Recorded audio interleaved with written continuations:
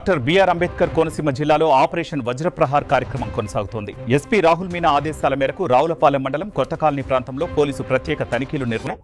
Drugs, గంజాయి, సారా వంటి మత్తు పదార్థాల అక్రమ విక్రయాలు అరికట్టడే లక్ష్యమని అధికారులు తెలిపారు. మత్తు పదార్థాల విక్రయాలు, వినియోగంపై కఠిన చర్యలు తీసుకుంటామని హెచ్చరించారు. ప్రజలు అనుమానాస్పద కార్యకలాపాలు గమనిస్తే వెంటనే పోలీసులకు సమాచారం ఇవ్వాలని కోరారు.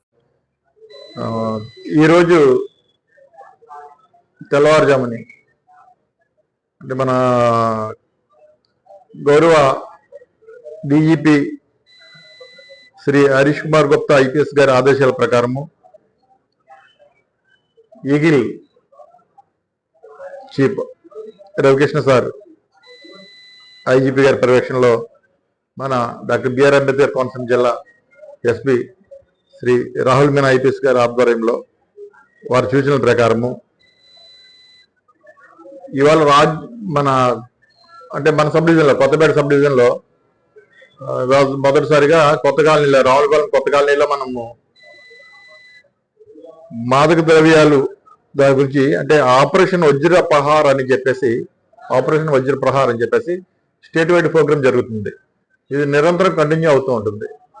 దీని ఉద్దేశం ఏంటంటే డ్రగ్స్ రహిత సమాజం, డ్రగ్స్ లేకుండా చేయటమే దీని యొక్క ముఖ్య ఉద్దేశం.